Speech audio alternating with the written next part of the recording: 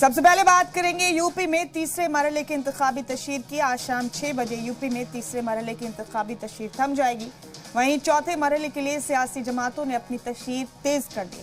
आज हमें कई दिग्गजों के अवामी जलसे देखने को मिलेंगे।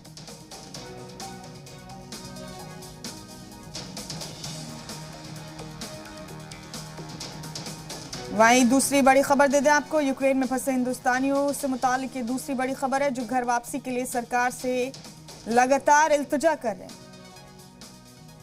और तीसरी बड़ी खबर नोएडा से, जहां एक स्पा में लगी आग से 2 लोगों की जलकर दर्दनाक मौत हो गई। तो ये आज की बड़ी खबरें हैं जिन पर हमारी नजर बनी रहेगी। उत्तर प्रदेश में आज तीसरे मरहले के लिए तशहीर का आखिरी दिन है और इसी बीच चौथे मरहले के लिए तमाम जमातों ने, तमाम दिग्गजों ने अपनी तशहीरी मुहिम तेज कर दी।